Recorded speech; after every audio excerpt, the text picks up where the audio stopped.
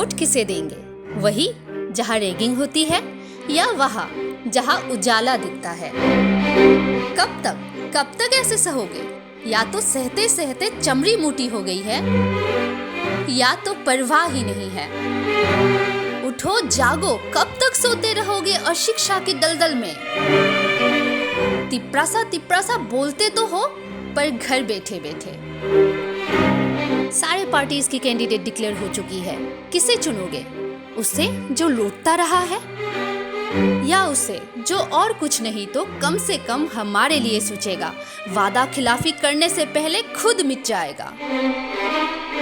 शिक्षा का उजाला हर प्रकार से लोगों को प्रकाश देती है।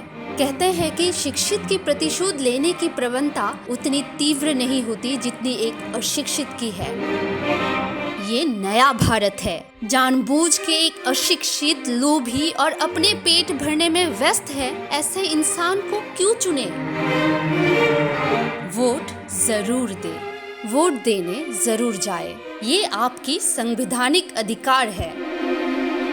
कोई वोट देने रोके तो लोगों के साथ मिलके जाए। किसी माई के लाल में इतनी हिम्मत नहीं है कि वो एकता से लड़े।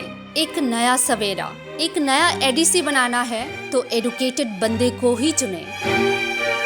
शिक्षा का उजाला जनरल इलाके में ही क्यों रहे? एडीसी ने क्या पाप किया है भाई? उन्हें भी तो एक शिक्षित नेता पाने का हक है। शिक्षा को चुने। ज्ञान और आदर्श कभी धोखा नहीं देती। अपने इलाके की हर एक कैंडिडेट के बारे में अच्छे से जांच पड़ताल कर ले।